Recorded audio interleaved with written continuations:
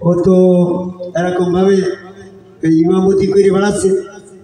ও তো ওর সামনে যদি আমি বলি যে আমি আল্লাহ, তো বলবে না না তুমি শয়তান, আমার শয়তানের অনুসারী সে হবে না। তো কোনোদিনই শয়তান তার কাছে আছে এই বলল না যে আমি আল্লাহ, কারণ বলি তো আমাকে শয়তানই বলবে, তাহলে আমার উদ্দেশ্য তো ব্যর্থ হয়ে গেল। ও তো জানে অন্তরে খবর যে ওর কাছে যদি যাই বলি না দাদা বুক আমি তোমার রব, তো মুখস্থ করে রেখেছে, শয়তান এসে বলবে আমি তোমার রব। তাকে যদি তুমি রব বলে স্বীকার করে নাও তাহলে তোমার শেরেক হয়ে যাবে, তোমার ইবাদত বন্দেগী সব, নামাজ রোজা হজ যাকাত পাঁচ ওয়াক্ত নামাজ সব বাদ হয়ে যাবে। সাবধান সাবধান, তোমরা শয়তানকে যেন রব বা আল্লাহ বা প্রভু বুঝলো না, বুঝলো না। ওয়াজ শুনে শুনে সে শয়তান কিন্তু মুখস্থ করে নিয়েছে, সতর্ক। ঠিক শয়তানও বুঝে ফেললে যে আমি তো ওর কাছে যদি যাই ওর ইমান নষ্ট করবো, কিন্তু ও তো আমি যাই বললি ও তো আমাকে শয়তানি বুঝে দেবে না, কাজে আমার যাই তো লাভ হচ্ছে না। ও তো লাভ দরকার, বিনা লাভে লোহা তুলেও কেউ হয় না, লাভে লোহা হয়, বিনা লাভে তুলেও কেউ ভয় করে না। শয়তান যেখানে লাভ হবে সেখানেই তো থাকবে গো, এরা বলে তুমি তো টাঙ্গাইল থেকে গেছো নাকি, তো শয়তানের লাভ নেই। ওই ইমাম সাহেবের কাছে যাই যদি বলে আমি আল্লাহ, তুমি আমাকে আল্লাহ বলে মাইনিয়ে নাও, তো শয়তানকে তো আর আল্লাহ বলে ওই ইমাম সাহেব মাইনিয়ে নেবে না, কারণ ওই এরকম দেলার হোসেন সাইদির ওয়াজ শুনে শুনে তো পাকাপোক্ত হয়ে গিয়েছে, কাউকে ও আল্লাহ বলবে না, এরকম না। তো শয়তান বললো যে ও তো আমার অনুসারী আর প্রিয় না, তো ঠিক আছে আমি ওর অনুসারী হয়ে গেলাম। এরকম ও মসজিদে যাচ্ছে আমি মসজিদে থাকবো, ও কাবা ঘরে হজ করতে যাচ্ছে আমি ওর সাথে কাবা ঘরেই যাবো, ও এরকম ভাবে রোজা রাখছে আমি সারাদিন না খেয়ে সাথে রোজাই রাখবো ভাই বলছে। শয়তান তো রোজা রাখতে পারে না, তো ও তো সারা জীবনে এরকম। তো যা করছে ওর সাথে তুমি কি হইলে ওর সাইডের, আরে ও আমার অনুসারী না, আমি ওর অনুসারী হয়ে গেছি। বলছে যে ও আল্লাহ বলছে আমি আল্লাহ বলল, ও আলহামদুলিল্লাহ বলছে আমি শয়তান আলহামদুলিল্লাহ বলল, ও মাগরিবের সময় সালাত আদায় করতে যাচ্ছে আমিও মাগরিবের সময় সালাত আদায় করবো, আমি তো তার অনুসারী হয়ে গেছি। কি বোঝেন না কথাটা? মানে হাসি বলছিস কিন্তু প্যাসের কথা বল। একদিন আমি বলছি যে তোমরা এই যে ধর্মের ব্যাখ্যা দাও দিন, তো সবাই নানা রকমের ফিরিস্তি ছিঁড়ি দেয়, ধর্ম এটা ধর্ম ওটা। আমি যে বললাম যে এই ধর্ম আর অধর্ম, ধর্ম চিনা আমার পক্ষে সম্ভব নয়, আমি অধর্মটা যদি চিনতে পারি অধর্মটা বর্জন করলে বাকিটা আমার ধর্ম হয়ে গেল গো। আমি ধর্ম যদি চিনতে হয় আগে অধর্ম ছিল, আমি শয়তানের অনুসারী হই আর না হই, শয়তান যেন আমার অনুসারী না হয়, কথা তো এটা গো। কি বাবা আপনার নাম কি গো? কবির শিকদার, ঢাকার থেকে আসছেন। কবির শিকদার ঢাকার থেকে এসে খুব ভালো ছিল, অল্পতেই বোঝে, গো জাতের কচু অল্পতেই সেজে আর জ্ঞানী লোক অল্পতেই বোঝে। কবির শিকদার অল্পতেই বুঝেছে, তাদের প্রমাণ হচ্ছে তিনি জ্ঞানী লোক, অল্পতেই বুঝে পায় থেকে গেল। আমার কিছু কিছু এরকম ভাবে আছে সেই তোমার বোঝে না, তাই না সাথী মতো। আমি এই 30 বছর ধরে ওয়াজ করেই যাচ্ছি, আমার এই কেদারনগরের লোক একটাও বোঝে না, বলছিল কেন তাইলেও সাথী, তাইলে সাথী বোঝে না, সুর না কেন তাইলে সাথী নিয়ে বেড়াই না, তো একবারে ফুটানো। আমাদের মাঝে মাঝে যে তোমার ছাতা কিনে নিয়ে আসি না, বৃষ্টির সময় মেলিনি, বৃষ্টি ছাড়ি গেলে আবার ফুটিনি, এই বুঝিনি, এটা বুঝে যায় আবার ফুটিনি। তা আমার এই কিছু কিছু ছোট রাখারা তাইলেও সাথেও বোঝেন, ও একবারই ফিটিং থাকে। আমার এই কেন্দ্রনগরের গ্রামের লোকজনগুলো আমার কথা শুনে ওরা সব তাইলেও সাথে হয়ে গেছে, ওরা বোঝে না, না বুঝলি তো কিছু করার নেই বাবা। আপনি মনে মনে ভাবেন আপনি মৌলানা সাহেব, আপনি 5 ওয়াক্ত জুমা জামাত পড়নেওয়ালা মুসল্লি, তাহাজ্জুদ পড়নেওয়ালা মুসল্লি, আপনি তাবলীগওয়ালা হাজী সাহেব, আপনি আর্ট শিল্পী সাহেব, আপনি দেওয়ানবাগের পীর সাহেব, আপনি আটশি চরমনা ফুলফুলো মানিকগঞ্জের একনিষ্ঠ ভক্ত, আপনি শয়তানের অনুসারী না। কিন্তু শয়তান যে কখন আপনার অনুসারী হয়ে গেছে এটা তো আপনি জানেনই না। বলে আমি আর শয়তান আমার অনুসারী হয়েছে, আর প্রমাণ কি? তুমি আল্লাহ আকবার বলো না, শয়তানও আল্লাহ আকবার বলে তোমার অনুসারী হয়ে গেল। তুমি আলহামদুলিল্লাহ বলো, শয়তান আলহামদুলিল্লাহ বলে, সূরা হাদীদের 1 নম্বর আয়াতে বললাম। তুমি আল্লাহকে সিজদা করো, শয়তান আল্লাহকে সিজদা করে, সূরা আনাদের 15 নম্বর আয়াত। তুমি আল্লাহর কাছে আত্মসমর্পণ করো, শয়তান তো আল্লাহর কাছে আত্মসমর্পণ করে, সূরা ইমরানের 83 নম্বর আয়াত। এই আয়াতে বলা হয়েছে আসমান জমিনে যা কিছু আছে সকলেই আল্লাহর কাছে আত্মসমর্পণ করে। আসমান জমিনের ভিতরে তো শয়তান পড়ে নাকি? তুমিও আল্লাহর কাছে আত্মসমর্পণ করো। তো শয়তান তো আল্লাহর কাছে আত্মসমর্পণ করে, সে তো দেবদেবীর উপাসনা করে নাকি? শয়তান কি দেবদেবীর উপাসনা করে না? তাই তুমিও যা করো শয়তানও তো তাই করে। তোমার অনুসারী হতে শয়তানের কোনো আপত্তি না। তুমি 5 ওয়াক্ত পড়ো, সে 5 ওয়াক্ত জায়গায় আরো 10 ওয়াক্ত বেশি পড়ে, তাতে তো তার আপত্তি না, তোমার অনুসারী হয়ে গেল। বলে তুমি আবার কি বুঝলে ফাঁকি মেরে 10 ওয়াক্ত বেশি পড়া মানে? সে বলছে শয়তানকে যদি জিজ্ঞাসা করা হয় যে তুমি তাবলিগালা হাজী সাহেবের অনুসারী করে তোমার লাভ কি, তো বলছে 5 ওয়াক্ত পড়লে ওদের 5টা পুরস্কার দেবে, তার ভিতরেই এই রেজেকের ফয়সালা হয়ে যাবে, আর কবরের আযাবের প্রশ্ন দূর হয়ে যাবে, তারপরে পুলসিরাত বিজলির গতিতে পার হয়ে যাবে, তারপরে কি হাসরের দিন আমলনামা ডানাতে পাবে, 5 নম্বরে হাসতে হাসতে জান্নাতে যাবে। তা আমি তো ওর সাথে ওর অনুসারী থাকি, এই জন্য যে ওর সাথে আমি 5 ওয়াক্ত পড়ি 10 ওয়াক্ত পড়ি যদি জান্নাতে যেতে পারি আমার লাভ চাই, তো ওখানে ক্ষতি করবে। শয়তান বলছে আমার তো জান্নাত দরকার, যে জান্নাতের থেকে আমি বহিষ্কার হয়েছিলাম, আমি ফাঁক খুঁজছি, তো ওই তাবলিগালা হাজী সাহেবের অনুসরণ করতে তোমার আপত্তি নাই। এই জন্য সে ঘুরিয়ে বেড়াচ্ছে ও একবার নামাজে রোজায় হজ জাকাতে যেকে না সব, হ্যাঁ, গরু 88 বাবাজারের কাছে গরু নিয়ে যেত, তার আপত্তি নাই। বলছি যে তাহলে তোমার এই শয়তান সবাই অনুসারী হচ্ছে। হাসি বলছি তোমার অনুসারী যদি শয়তান হয়ে যায়, তুমি কি মন্ত্র কিছু জানো নাকি যে তোমার অনুসারী শয়তান হইতে পারবে না? এরকম একটা ঘটনা তো ঘটতে পারে না। আমি একটা বাস্তব ঘটনা বলছি। সম্ভবত 1995-96 সালে ঢাকাতে আমি যখন ভর্তি হয়ে গেলাম, তখন আমার এই কার্যক্রম থেকে কিছু লোক মুরব্বিয়ানার মতন বায়াত হয়ে গেল। বয়সটা দেখা যাচ্ছে 60-এর উপরে, আমার বয়স তখন হয়তো 35-33 হবে। তো তাদের বায়াত হওয়া দিকে এই কিছু তরিকতপন্থী চন্দ্রপাড়া 88 বা অন্যান্য পীর সাহেবের ভক্তরা সব আমার পরে হিংসে শুরু করেছে। তো তারা এরকম একটা বাহাজ সভা করে তাদের বক্তাগণ নিয়ে এসে আমাকেও নিয়ে গেল। সেখানে যাই বলছে যে কামেল পীরের হাত ধরলি আত্মশুদ্ধি হয়ে যায় বাবারা, বুঝে সুর করতে। তা আমি ফট করে বুঝে ফেললাম, এই যে মৌলানা সাহেব, ওখানে মাদ্রাসার সুপারিনটেন্ডেন্ট আছে, ডাক্তার সাহেব আছে, ইঞ্জিনিয়ার আছে, সমাজের মেম্বার আছে, চেয়ারম্যান আছে, বড় বড় লোকগুলা মানে নেতা কর্মের আসমের লোকগুলা সব ওখানে আছে। যা মাত্র পীর সাহেব ওই কথা বুঝে ফেললো কামেল পীরের হাত ধরলে আত্মশুদ্ধি হয়ে যায়, আমি ধপ করে থামা মেরে বললাম, এই সাবধান, কামেল পীরের হাত ধরলে আত্মশুদ্ধি হয়ে যায়, এটা করে কোন আয়াত দেখান। তখন তো সবাই এখানে পীরেরই অনুসারী নাকি, আর আমি পীর বিরোধী কথা বুঝে ফেলে সবাই তো কিলাকিলি দুমদাম করে কিল শুরু করে দিল ভাই আমার। হ্যাঁ, তখন আমার আর নিয়ে গেছে মুরব্বী, সে হচ্ছে যারা আমার কিল আছে তাদের বাপ, দুমদাম করে সাবধান, আমার মেহমান হাসিবুল মাস্টার, তার গায়ে মারা মানে আমার পিটি মারা। থাম, উনি কি বলতে চাচ্ছেন শুনুন। সব থেমে গেল। আর লাইসুদ্দিন চাচা যদি বলে তো ওনার পর তার কিল মারতে না, ওনার গায়ে মাইলে তারপর তো আমার মারবে। সব থেমে গেল। তো বলছে যে ওনার মারার জন্য কিল ঘুষি নিয়ে এরাম করতে হবে কেন, ওনার বাড়ি সে চুয়াডাঙ্গা জেলায়।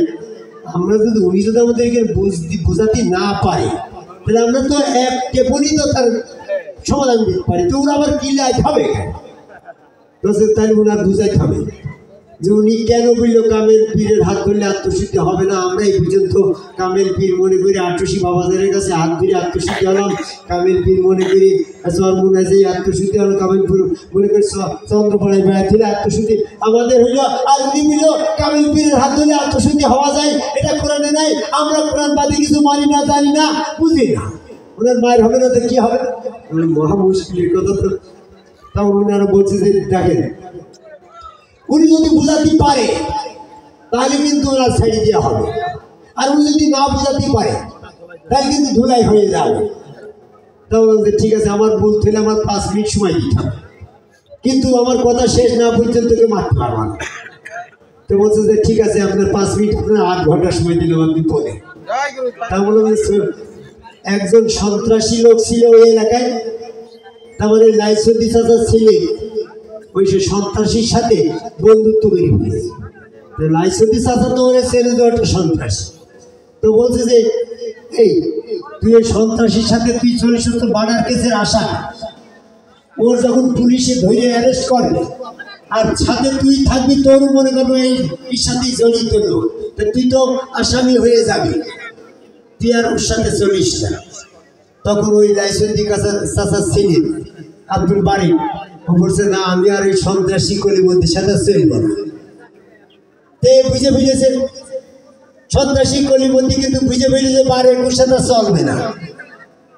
তো ওই সন্ত্রাসী কলিবন্দি ও কিন্তু আর বারেককে ছাড়ছে না, বারেক কিন্তু ছেড়ে দিয়েছে, কিন্তু ওই বারেককে আর ছাড়ছে না। ও চার দোকানে বসে, ওই কলিবন্দি ওই চার দোকানে চলে যায়, ওই আর এক জায়গায় যাই নদীর ধারে সেখানে চলে যায়। কিন্তু এরকম ভাবে ওই ওর তো ওর ছাড়িয়ে দিলে কি হবে, ও তো ও ছাড়ছে না। আমি অ্যারাবিক সাহিত্যের বই মাস্টার্স করছি, তো মাঝে মাঝে সাহিত্য এসে যায়, লাগছে না তো গাই। ঠিক আছে, তো বলছে যে দুই বন্ধু নদীর ধারে বসে আছে, শীতলক্ষ নদীর ধারে। তো একটা সুন্দর কম্বল ভেসে যাচ্ছে। তো বন্ধু বলছে যে বন্ধু এই সুন্দর একটা কম্বল ভেসে যাচ্ছে, আপনি দড়িটি নিয়ে আসি। তো বলছে তা নিয়ে আসলে ভালোই তো হয়। তো জাল দিনে কম্বল ধরেছে, আসলে তো কম্বল না, তো বাঘ। তখন ও বাঘ আবার উঠে ধরে ফেলেছে, তো ভাইকে চলে যাচ্ছে জায়গা থেকে। ওই বন্ধু বছর তুই কম্বল নিয়ে উঠে চলে আয়। তো আমি উঠতে পারছি রে, তো তাই তুই কম্বল ছেড়ে দিয়ে আয়। আমি তো কম্বল ছেড়ে দিয়েছি, কম্বলে তো আমার ছাড়ছে না, কারণ আমি তো শয়তান ছেড়ে দিয়েছি, ওই কলির মধ্যে আমি ছেড়ে দিয়েছি বারেক বলছে, কিন্তু কলির মধ্যে তো আমার ছাড়ছে না। আমি যেখানে যাচ্ছি আমার পাশ লেগে গিয়েছে। তখন কি করি ভাই, লাইসদি মুরব্বী বলছে যে দিয়ে কাজ কর, ওই সন্ত্রাসী যে জায়গায় যেতে পারে না তুই সেই জায়গায় যাবি না, তোর কি করে অনুসারী হয়। তো তখন বলি যে কোন জায়গায় যেতে পারে না তা তুই খবর জানিস? তো তা তো জানিনি। তো হচ্ছে যে রূপগঞ্জ থানায় ওর নামের মার্ডার কেসের আসামি, ও ডায়েরি ওর কেস আছে, ওই থানার রোড দিয়েও হাঁটি না। তাহলে তো বুঝে বুঝল ও ঠিক শীতলক্ষ নদীর ধারে গেল, ও তার শীতলক্ষ নদীর ধারে গেল, ও রূপগঞ্জ কলেজের সামনে গেল, তাও সে গেল। ও যখন আস্তে আস্তে রূপগঞ্জ ওই থানার গলিতে ঢুকে পড়েছে গো, তখন কলিবন্দি পিছন দিক থেকে ভাইকে চলে গিয়েছে যে না না আমি আর বারেকের সাথে থাকবো না, কারণ ওখানে গেলে তো পুলিশই আমার ধরবে। দেখো বারেক কলিমদ্দি আর বারেকের অনুসরণ করতে পাইল না। এখন তুমি শয়তানের অনুসারী না, শয়তান তোমার অনুসারী হয়ে গিয়েছে। আমি সেই জায়গায় যাচ্ছি যে জায়গায় মারামারি বেগে গেল, বলছি কামেল পীরের হাত ধরলে শয়তান তোমার সাথে থেকে ওই গলির হাত ধরে ফেলবে, তোমার সাথে শয়তান থেকে গেল, তুমি পবিত্র হতে পারলে না। তুমি যখন কামেল পীরের পায়ে সেজদা করবা তখন শয়তান তোমার সাথে আর থাকবে না, তুমি শয়তান থেকে মুক্ত হয়ে আত্মশুদ্ধি লাভ করবা। কামেল অলির হাত ধরে আত্মশুদ্ধি হওয়া যায় না, যায় না। কামেল অলির পায়ে সেজদা দিয়ে আত্মশুদ্ধি হওয়া যায় না, যায়। এই কথা যখন বলো ওরা সবাই আমাকে জড়িয়ে ধরে তখন আনন্দ করতে এতে তো বড় বিশ্বাস করি না, আমাকে বিশ্বাস তো এ পর্যন্ত দিইনি গো। আগো কিছু কথা আছে যা কত আর কথা বলবো না, হয়তো মাসুমের ভিডিও হয়তো চলছে, আমার কমতি ভিডিও ফেলবো না। আগো আসল কথা না বললে কি সন্তান হয়? আগো তুমি বাসরে যাই যদি আসল কাজ না করতে তোমার সারা জীবন 12 বছর বিদেশ থাকে না স্বামীরা, বিয়ে করে মোবাইলের মাধ্যমে 12 বছর বিদেশ থাকে সন্তান কি হয় নাকি? এখন 2 মাস আইয়া 2 মাসের ভিতর সন্তান হয়ে গেল, তার মানে আসল কাজ না করলে তোমার তো শয়তান যাচ্ছে না। আসল কাজ হাতে হাত দিয়া না, আসল কাজ বুকে বুক মিলানো না, আসল কাজ গায়ে হাত বোলানো না, আসল কাজ হচ্ছে গুরুর পায়ে সিজদা দেওয়া। এই কাজটা যখন তুমি না করবা তখন শয়তান তোমার অনুসারী হয়ে যাবে। তুমি সালাতে যাচ্ছ, শয়তানও সালাতে যাচ্ছে। সূরা মুমিনুন 6 নম্বর আয়াত। তুমি আল্লাহ বিশ্বাস করো, আখিরাত বিশ্বাস করো, শয়তানও আল্লাহ বিশ্বাস করে, আখিরাত বিশ্বাস করে। সূরা বাকারার 8 নম্বর আয়াত। তুমি এরকম ভাবে আল্লাহকে প্রভু বলো, শয়তানও আল্লাহকে প্রভু বলে। সূরা হিজরের 36 নম্বর আয়াত। এরকম তুমি আল্লাহ রাসূলের পরে বিশ্বাস করেছো, শয়তানও আল্লাহ রাসূল বিশ্বাস করে। সূরা নূরের 47 নম্বর আয়াত। তুমি আল্লাহ রাসূলের আনুগত্য স্বীকার করেছো, শয়তানও আল্লাহ রাসূলের আনুগত্য স্বীকার করেছে। সূরা নূরের 47 নম্বর আয়াত। তুমি এরকম দোজখ বেহেশত ফেরেশতা বিশ্বাস করেছো, শয়তানও দোজখ বেহেশত ফেরেশতা থেকে বেশি বিশ্বাস করে, কারণ সে তো বেহেশতের ভিতরেই ছিল। তুমি এরকম ভাবে রোজ কিয়ামত বিশ্বাস করো, শয়তানও রোজ কিয়ামত বিশ্বাস করে। সূরা রাদের 69 নম্বর আয়াত। এরকম ভাবে তুমি আল্লাহর ইবাদত বন্দেগী করো, শয়তানও তো আল্লাহর ইবাদত বন্দেগী করে করেই তো জিন থেকে ফেরেশতার স্থানে গিয়েছিল। ইবাদত বন্দেগী না করলে কি জিনের থেকে সে বেহেশতের ভিতরে ফেরেশতাদের দল প্রতি পাইল নাকি? তাহলে ইবাদত বন্দেগী করা শয়তানের স্বভাব। তোমার সাথে শয়তান থেকেই গেল গো। তুমি শয়তানের অনুসারী না হলেও শয়তান তোমার অনুসারী হয়ে তা ভিতরে বেড়াচ্ছে, তো বুঝতেই পারোনি। মূর্খের দল কোথাকার। অযোগ্য ব্যক্তিরা যখন ইসলামের দায়িত্বে আসে তখন তারা মানুষকে সত্যপথ থেকে বিভক্ত করে বিভ্রান্ত করে বলে তোমাদেরকে এইভাবে সুবহানাল্লাহ বললেই ক্ষমা করা হবে। আরে মূর্খের দল। সূরা আরবের 169 নম্বর আয়াত দেখেন, আল্লাহ অযোগ্য ব্যক্তি বলেছে এই সমস্ত 3 বার 3 বেল করা ওই আলেম উলামা মাওলানা হাফিজ সাহেবের। এই গত কয়েকদিন আগে আমার এই চাচি মারা গেল, তার এই মিলাদের সময় তারা নাই ছেলে হাফেজ তাকে নিয়ে এসে মামা, আমার মামা ভাগ্যের সম্পর্ক নাকি। তা আমি পাশে বসে রয়েছি, সে যা কিসা কাহিনী ভুলে এমন বানোয়াট কথা বলল যে আমিরুল মুমিনিন উমর আরবের বাদশাহ ছিল, তিনি এরকম ভাবে এক লোককে ধরে নিয়ে চলে গেল নবীর কাছে। আরে মূর্খ, আমিরুল মুমিনিন উমর বাদশাহ এলো কখন? তখন কি নবী জীবিত ছিল নাকি? নবী তো তখন ছিলই না। কিন্তু মিথ্যা বলতে যে মিথ্যা ডোলের সামনে না, আগো তাদের কলসের ভিতরে ঢুকে যাচ্ছিস। ডোলের সামনে বলতে আমাদের বড় ধরনের ডোল ছিল, ডোলের ভিতরেই ঢুকছে না, তুমি কলসির ভিতরে ঢুকে যাচ্ছ কেন? যে কথাটা সাধারণ মানুষই বোঝে যে উমরের পিরিয়ডে নবী জীবিত ছিল না। তো ওই লোক উমর বাদশাহ থাকা অবস্থায় এক লোককে ধরে যাচাই করার জন্য নবীর কাছে নিয়ে গেল। তাহলে কি ডোলের সামনে নাকি? তুই কম কি বলছিস? ডোলেই সামনে না, তা তুই এই কলসির ভিতরে ঢোকালি। সাধারণ একটা কৃষক কখন কিছু জানে না। আমার এই গ্রামে আমার ভক্ত আছে রফিকুল, রফিকুলের সামনে কোনো মাওলানা সাহেব ওর কাছে মুফতি ওর কাছে টেকে না। রফিকুল এমন জায়গায় প্রশ্ন করে ওতে মুফতি সে পাত পড়ি। তো রফিকুলের কাছেই তো ওই হাফেজ সাহেব ধমক খাবেন যে আপনি যে ওয়াজ করলেন যে আমিরুল মুমিনিন উমর বাদশাহ, সে বাদশাহ থাকা অবস্থায় আরেকজনকে ধরে নবীর কাছে নিয়ে গেল। তো নবী মরার পরে বাদশাহ হলো আবু, তারপরে আবু বকর মরার পরে তো উমর বাদশাহ। তো সেই ওয়াজ তুমি কোন দিনই যাচ্ছে, কোন টাকাইনি, এ তো হবে না নে গো। এই ধরনের মূর্খ হাফেজরা, মূর্খ মাওলানারা লাখ লাখ টাকা নিয়ে তাফসীরুল কোরআন নিয়ে তাফসীর করে বেড়াচ্ছে, আর মিথ্যা কিস্সা কাহিনী, বানোয়াট কিস্সা কাহিনী দিয়ে মানুষকে সত্য থেকে বিভ্রান্ত করে সমাজকে, সত্যকে, ইসলামকে কুলসিত করছে। আমি সতর্ক করে দিতে চাই ওই সমস্ত 3 বার 3 ফেল করা আলেম উলামা মাওলানা সাহেবকে। তোমরা বল, তোমার মা আবার মাঝে মাঝে 3 বার 3 ফেল করা তো বুঝলাম না তফসিরটা, তো 3 বার 3 ফেল করা বোঝো না? এই যে ছেলেটা 3তে ফার্স্ট হয়, তার বাপ মা বলে এর ইঞ্জিনিয়ার বানাতে হবে, এর অনার্স পাস করাতে হবে, ডাক্তার বানাতে হবে। আজ যে 3 বা 3 ফেল করলে বলো ওর দ্বারা ইঞ্জিনিয়ারিং হবে না, অঙ্ক বোঝে না, তো দেউর মাদ্রাসায় হাফিজি পরিবার। এই জন্য 3 বা 3 ফেল করা লোকগুলো তো ওই মাদ্রাসায় পড়ি তোমার মৌলানা টাইটেল হয়েছে। আর টাইটেল মানে কি? আমি আর অদ্ভুত যাবো না, আমার কথা দিকে ছিল যে তুমি শয়তানের অনুসারী না, কিন্তু শয়তান তোমার অনুসারী হয়ে গেলে তুমি কি করবা? হাসিবুদ্দিনের কাছে আসতে হবে এই সত্য নেওয়ার জন্য। আমি আল্লাহ পাকের একটা আয়াত পালন করার জন্য জীবন পাক করে দিল, জীবন বরবাদ করে দিল। শয়তান যেমন আল্লাহ পাকের একটা আয়াত অমান্য করে জীবন বরবাদ করে কাফের হয়ে গেল না, আমি আল্লাহ পাকের একটা আয়াত পালন করি, হ্যাঁ, দাঁড়িয়ে থাকবো তাল গাছ ঠিকই আমার নড়াল দিন দেখি আমি হাসিবুল চিশতি আমার জীবদ্দশায় শয়তানের অনুসরণ করবো না। এই জন্য আমি যখন আদম কবে আল্লাহকে সেজদা করলাম, শয়তান বলছে না না আমি আর হাসিবুল চিশতির সাথে থাকবো না, তাহলে আমার অনুসারী আর শয়তান হইল না।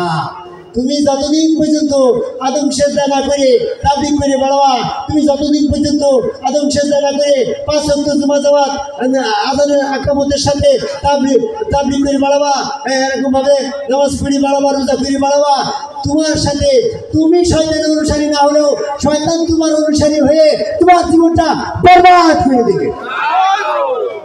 তাহলে তোমাকে শয়তানের অনুসরণ তোমাকে যেন শয়তান অনুসরণ করতে না পারে, এই জন্য তোমাকে আদম কাবায় আল্লাহকে সিজদা করতে হবে।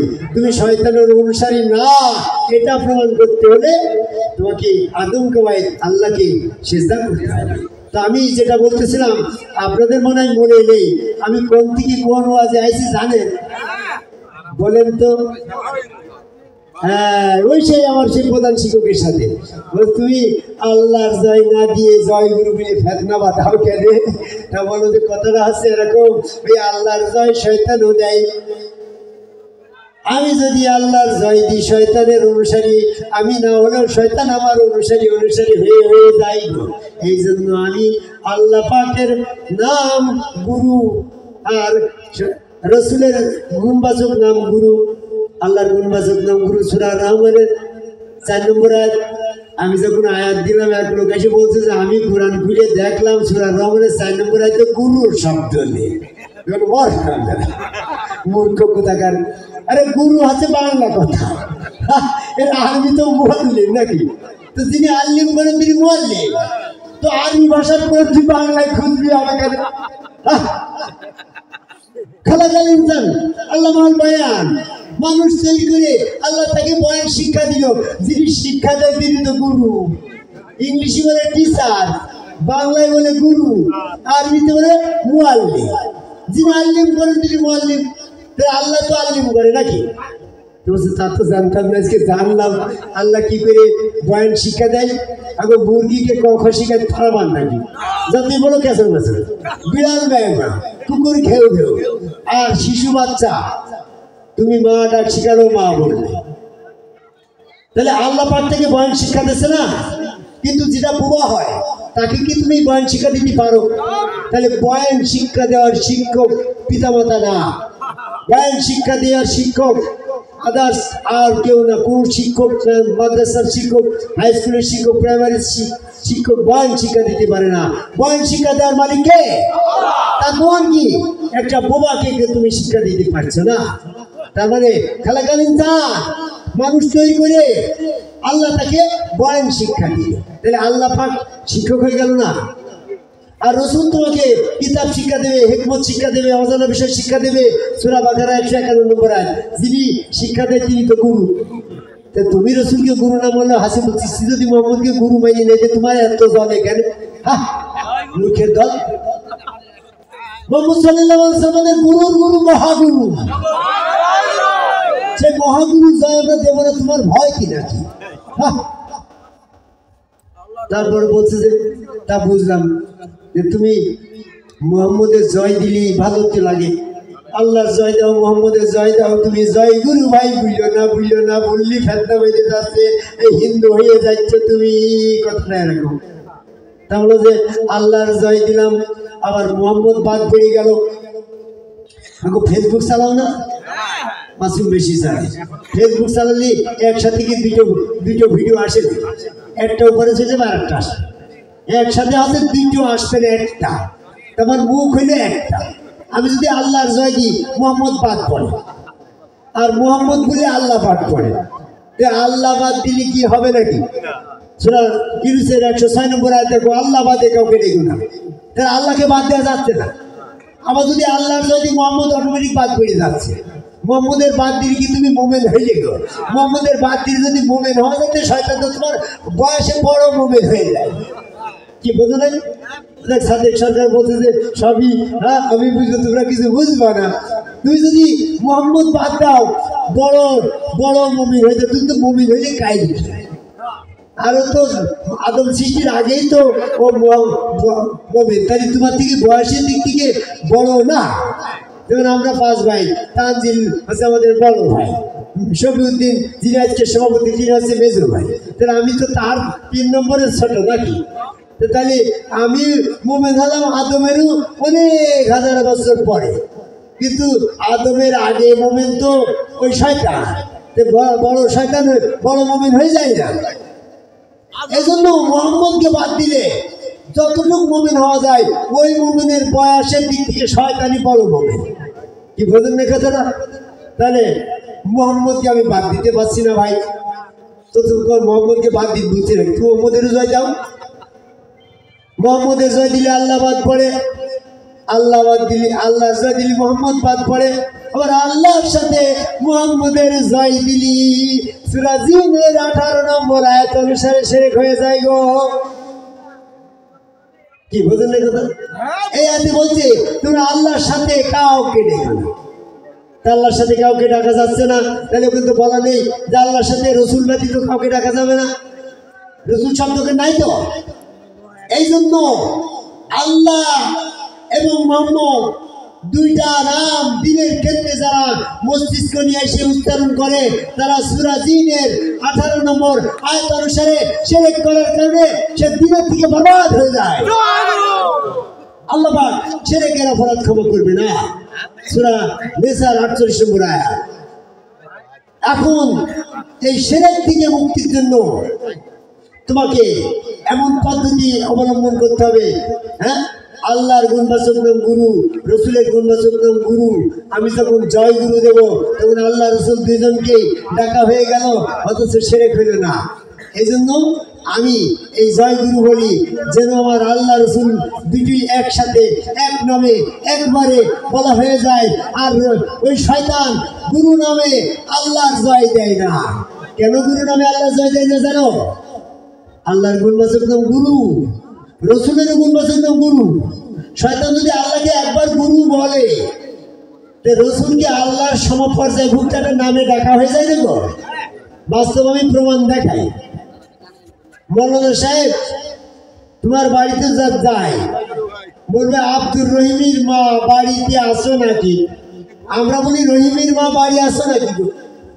ওই মৌলানা দাদা বলবে আব্দুর রহিম, ও কিন্তু রহিম বলবে না। কেন জানেন তো? রহিম তো আল্লাহর গুণবাচক না। ও আচ্ছা আচ্ছা, ধন্যবাদ। আমাদের মাঝে একজন বিশিষ্ট কোরআন গবেষক এসেছে, ওনার কাছ থেকে আমরা কথা শুনবো। আর খুলনা থেকে আগত মুরাদ বিন আমদার সাহেব আমাদের মাঝে এসেছে, ওনাকে আসন গ্রহণের জন্য অনুরোধ করছি।